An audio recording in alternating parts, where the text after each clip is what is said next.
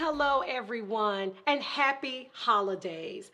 This is the holiday season, but what I also know about this time of the year, some people are stressing out.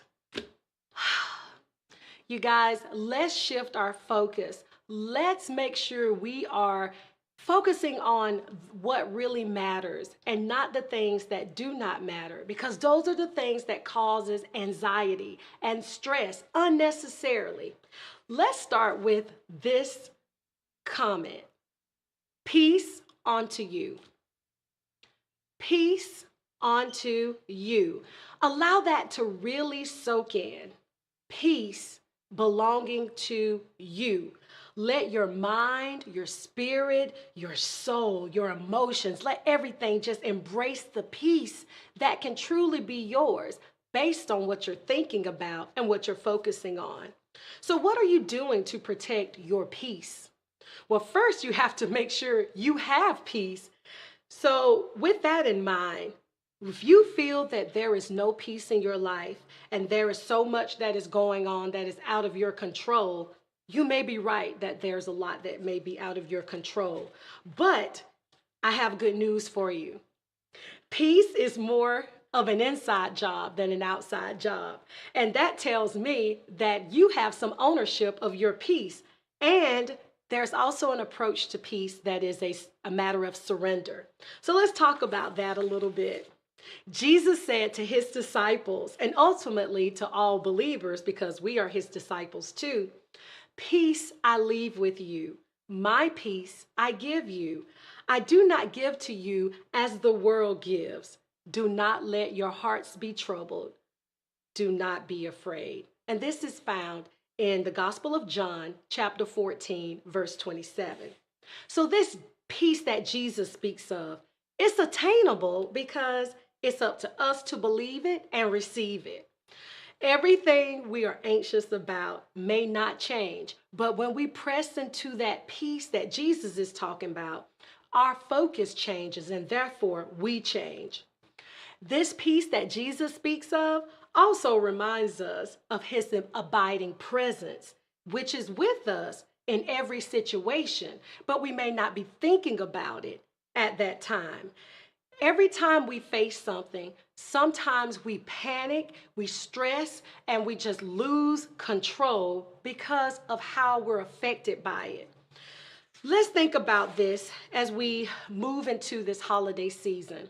As I said from the beginning, some people are really stressed about it, and they stress because of the gift giving part of it more so than anything.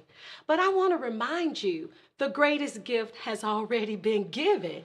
So if we really focus on that, it may change the way we approach the holiday season, namely Christmas. When we think about Christ being the gift given for humanity, leading up to him actually sacrifices himself for the greatest love of all, right? Expressed for us.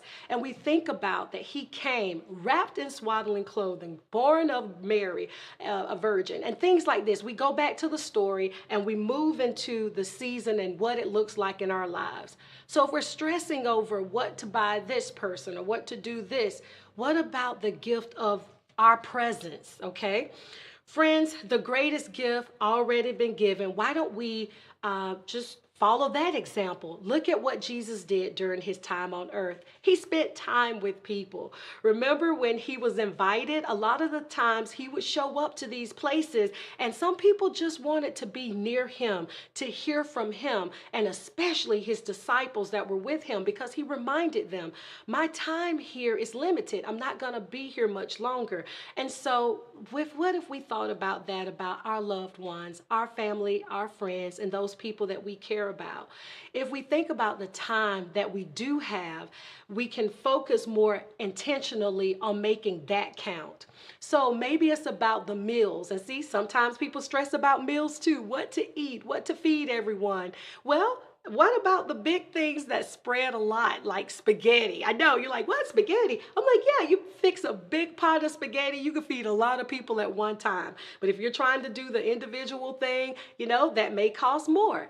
Shift the way you're thinking about things, and the time is the more meaningful part. Remember how Jesus traveled along the way and people heard he was coming, and some would just, get in line and follow him?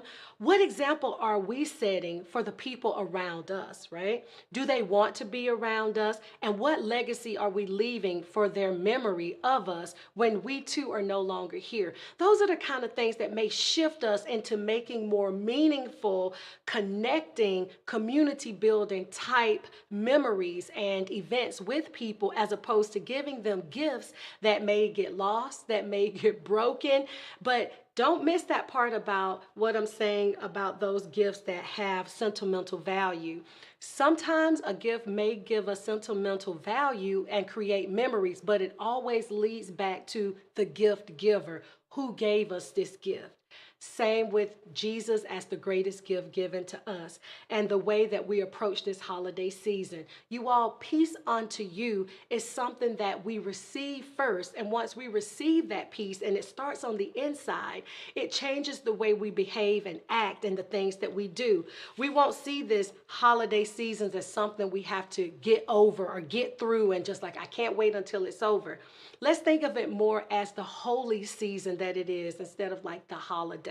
The holy season, what it represents, what it means for us as believers, what Jesus did, and how much God loves us. Those are the kind of things that will help make the impact.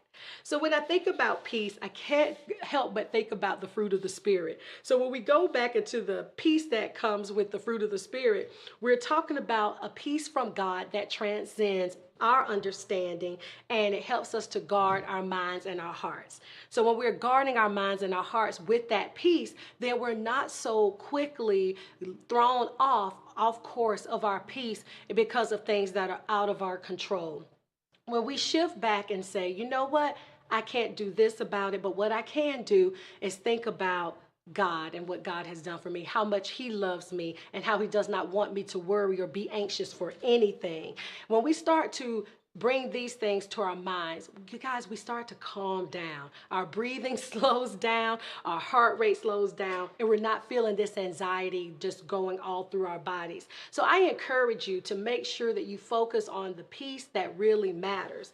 And when we also think about peace, how much control we have over the peace that we have in our own lives is very important.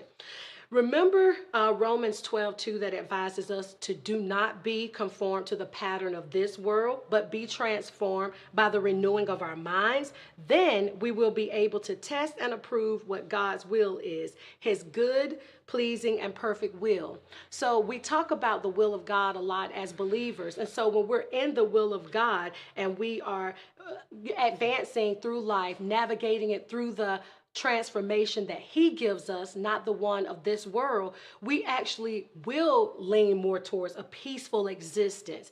And it'll make a difference in our lives every day and those around us. So as we get ready to wrap up, I want to think about some ways in which we can engage with one another in a way that shows more of Jesus and not us trying to follow a holiday or cultural tradition that belongs more to the world. So spending meaningful time with our loved one is one thing that I said. Community and service. What are we doing for others? Sometimes we shift our minds into helping other people. We're not so focused on what we have or what we don't have or lack and things like that. You guys, to give is a matter of choice. So we can say, well, I don't have this financially to give. What about our time? We can go and sit with people. Think about even people in our family. There may be some people who live alone or don't have a lot of people around them quite often. What about showing up, giving them a call and saying, hey, I want to come over and spend some time with you. You all, I bet that will mean more to some people than any gift, any tangible gift that you can give.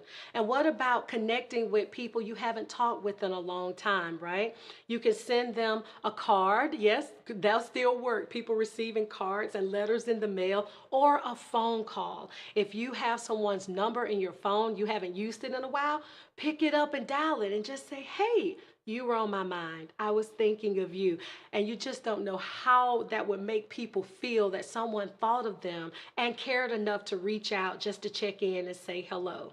And so then again, I was talking about spending time with people over meals. And when I say meals, I don't mean spending a whole lot of financial ability to bring people together. I'm just talking about tea, coffee, or anything that you have and just invite people to a table. When people are sitting at a table together and sharing conversations, you guys, that is the stress comes down, especially if you're just talking about the things that you're grateful for, like them being there and the opportunity to engage in a conversation with them. These kind of things shift our minds and put us more into focusing on what really matters. So as we go back into focusing on this holiday season, please, guys, I encourage you to think about how you're going to interact with people beforehand and the things that you want to do. Sometimes it may be a matter of sitting and writing out what you think about people and how you feel about them. Like if someone has made a really meaningful impact in your life and you haven't told them that, or you told them but not in great detail, how much it'll mean to them that you sit and you write these things out in a card, on a note card. And when you see them, you give them that. They read that, it'll just bring wonders of joy and just appreciation and gratefulness and gratitude. So all of these things are connected. So I encourage you that we focus on the peace that comes from God. It is not the way that this world operates, especially during the holidays. It's not about who's given the most gifts, who's given the most expensive gift. You guys, the most expensive gift is life. That's the most expensive gift. And Jesus has already given his life for us. Now we live for him. So as we live an example of who Jesus is and what it means to us in our lives to be born again, to be saved, to have our salvation through him, we show our kindness, our gratitude, our appreciation through the way that we treat others. Community is so important. And I don't want you all to think about how you can get away from people this holiday season. Instead, think of how you can pull people in to gather, to share, even if it's your life story. There may be things that people don't know about you that would really boost their energy or their inspiration because of something that you shared. You all, the power of connection and community and conversation is real. So the peace unto you that I'm talking about, again, starts within.